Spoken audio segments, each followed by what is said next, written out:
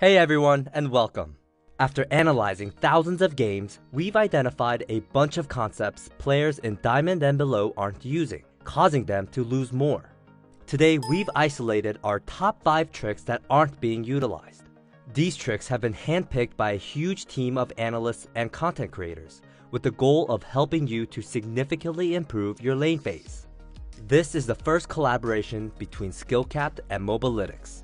As two platforms who share the same passion to maximize your ability to climb the ladder and improve, these are just the first of potentially many guides we'll collaborate on together. Alright, enough hype, let's jump into it. Our first trick is input buffering. Many of you may have heard of this term, but don't fully understand it and how it's a core skill to master. To put it simply, input buffering is when you press an attack or an ability but cannot use it yet due to being restricted by range. However, once within the necessary range, your attack or ability will automatically go off instantaneously, way too fast for players to react to it. Let us first break this down with an ability using Annie's Q as an example. Here, Annie is not using input buffering. Annie is playing on the boundaries of LeBlanc's W range while trying to land her Q. She ends up getting caught by how quick LeBlanc's QW trade is, and walks away with half her life before she can fight back. Now we can see Annie using input buffering to make sure she no longer has to react to LeBlanc's W, and instead casts her Q ability before LeBlanc even W's in.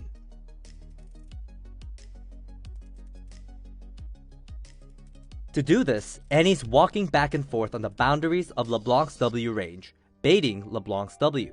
But she's not clicking back and forth on the ground to achieve this movement like you might expect.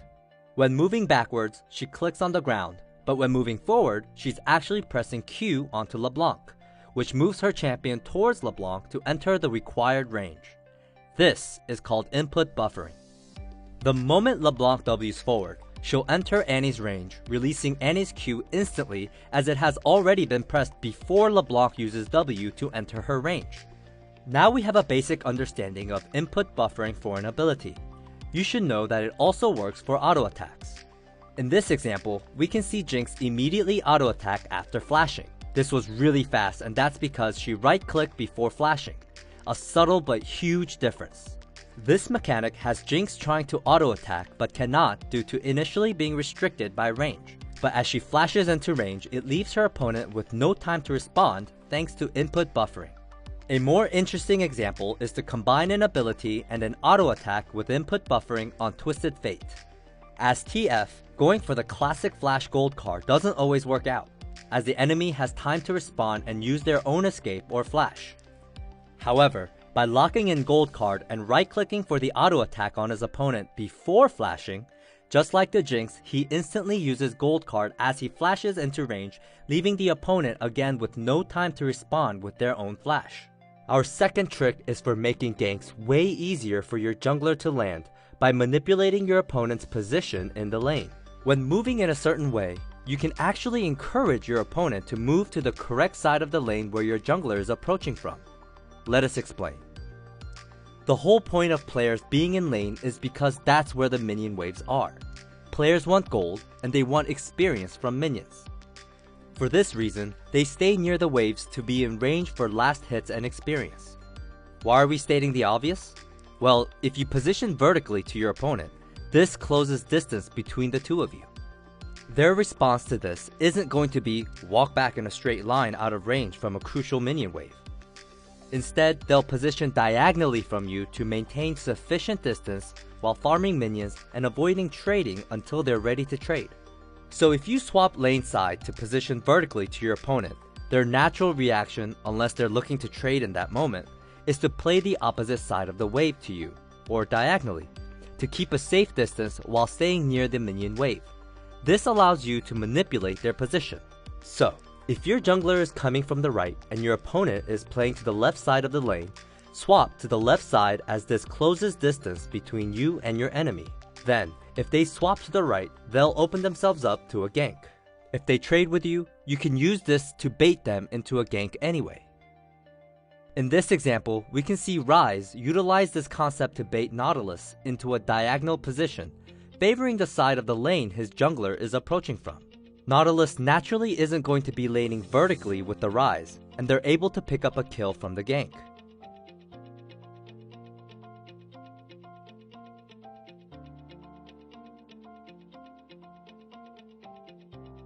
If Ryze had positioned to the same side of the lane as his jungler, then Nautilus would position to the safe side of his lane.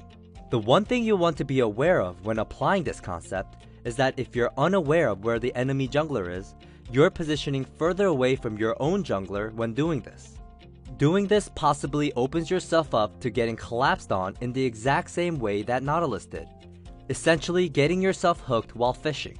Our third trick is for securing turret plates without the headache. Since turret plates' introduction to League of Legends, it's been a massive bait across all ELO brackets, with players constantly throwing their lead and or dying for that juicy 160 gold.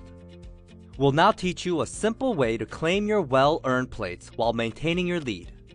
As we can see here, Twisted Fate auto-attacks the tower and walks away.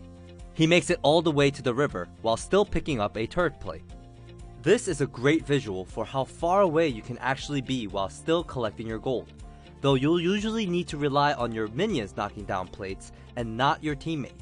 Now we all know we can be way further away than most players realize, but why does this really matter?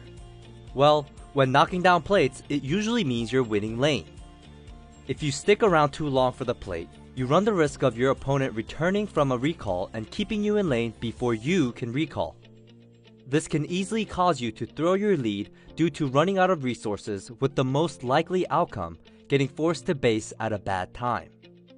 Bad recall timings can deny you at least an entire minion wave, which is worth around the same as a turret plate but also has experience, making the wave far more valuable.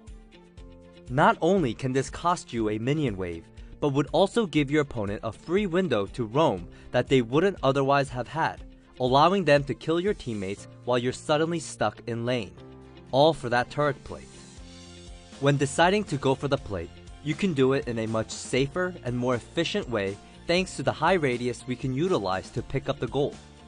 In this example, we see Akali avoiding all of the bad stuff that we just talked about. As soon as Amumu shows up, she pulls back to safety to recall, while claiming the turret plate gold from distance due to her minions taking care of business.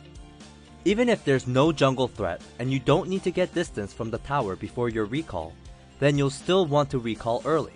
This is probably sounding really basic at this point, but we found time and time again during our research that players needlessly waste valuable time while securing their plates. You'll also want to keep in mind that if there's no jungle threat and your lane opponent is far away, you can just recall directly on the tower while your minions do the work. Here we see Lux recalling before breaking a plate, having her recall finish at least 4 seconds faster than the average player would if they kept auto-attacking. While 4 seconds may not sound like much, as we rewind 4 seconds here coming back from base, we can see where Lux would be standing if she didn't channel her recall efficiently, with her minions knocking down the plate. Across your games, this really adds up, following the same concept of being a faster shopper.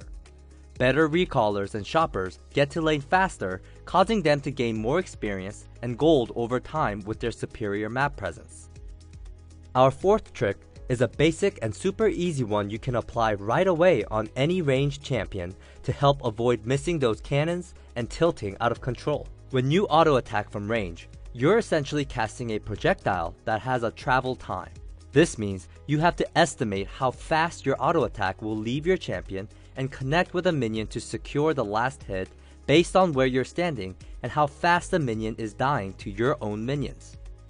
The travel time is something many players don't think about, especially when trying to last hit while having a large wave of your own. This makes things much more difficult, because the opposing minions start dying rapidly, making the estimate of timing your auto attack much more difficult. To deal with this, you simply want to move much closer to the minion you're trying to last hit, making it significantly easier to score the last hit as you're removing nearly all of the guesswork required for the travel time.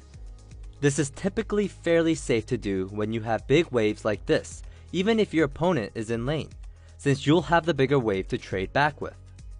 Our fifth and final trick for this guide will be how to correctly position around your minion wave in every single mid lane matchup. In many of our guides, we have talked about trying to land AoE abilities on your opponent and the minion wave at the same time if your goal is to push the wave, doubling the efficiency of your ability. Then, if you're playing on the opposite side of the matchup, you want to avoid being inside your wave to avoid letting your opponent achieve this goal, and instead make them choose between wave clear and harass. If they choose to use their ability on the wave, you can then look for a trade. And if they go to trade with you, they use their push advantage to trade instead of pushing. But there's actually more to this which most players don't think about. For example, if you're up against a Xerath or an Ahri, they'll usually want to push the wave. Therefore, you may again think you should stand outside your wave to deny them from harassing and pushing at the same time. However, they both have high threat crowd control that can be blocked by minions, so if you stand outside your wave, you lose the protection of your minions. So what should you do? You'll want to position in a way where your melees are in front of you, but you're not next to your caster minions. This will typically mean positioning diagonally, making sure your melees are acting as a wall between you and your opponent. In doing this, your opponent still has to choose between focusing on harass or wave clear, without getting double the value from their ability. But wait, there's even more ways you can take this concept to achieve your goals.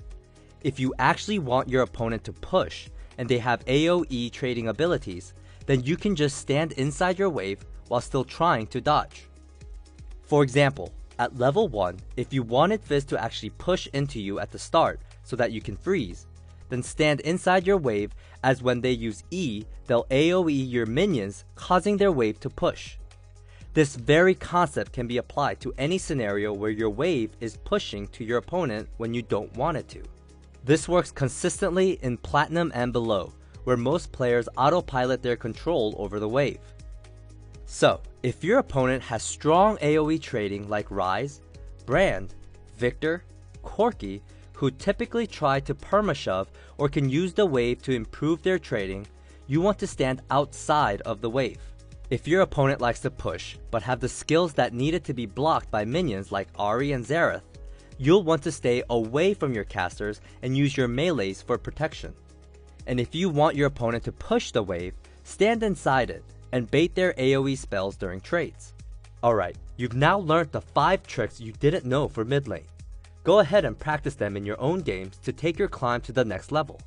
Please check out our sister guide that's available to watch right now over on the Skill Cap Challenger League of Legends Guides channel. And be sure to subscribe to both platforms if you want to see more collaborations. Thanks for watching.